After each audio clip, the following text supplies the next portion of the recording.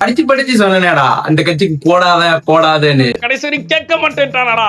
அதாவது என்ன ஆச்சுன்னா போக்ஸ், எலெக்ஷன் இப்ப நடந்து முடிஞ்சது, எல்லாருமே ஓட்டு போட்டிருப்பீங்க, நானும் அதே மாதிரி ஓட்டு போட்டேன். சோ நம்மளுக்கு பிடிச்ச ஒரு கட்சி இருக்கும், அதுக்காக எனக்கு தெரிஞ்ச ஒரு 10 நண்பர்களை ஒன்னா சேர்த்து அவங்களுக்கு என்னெல்லாம் கேக்குறாங்களோ எல்லாத்தையும் வாங்கி கொடுத்தேன். புரோட்டா, சிக்கன், பிரியாணி, மட்டன் எல்லாமே வாங்கி கொடுத்தேன். எதுக்காக? நான் சொல்ற சின்னத்துக்கு ஓட் போடணும்ன்றதுக்காக. நீ என்ன செய்யணும்னு உனக்கு நான் சொல்றேன். இவ்வளவும் வாங்கி சாப்பிட்டு அந்த 9 பேருமே கரெக்டா ஓட்டு போட்டான். ஆனா அந்த ஒருத்தன் எப்படி சொதப்பிடுவான்னு தெரியும், அதனால எனக்கு முன்னாடி விட்டுதான் ஓட்டு போட சொல்லிட்டேன்.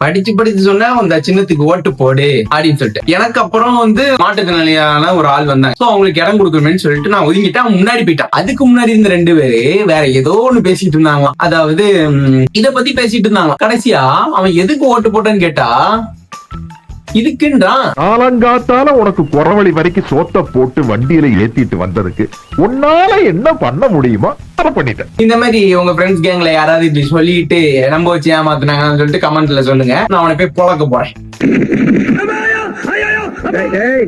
கத்தாத அண்ணன் கத்தனா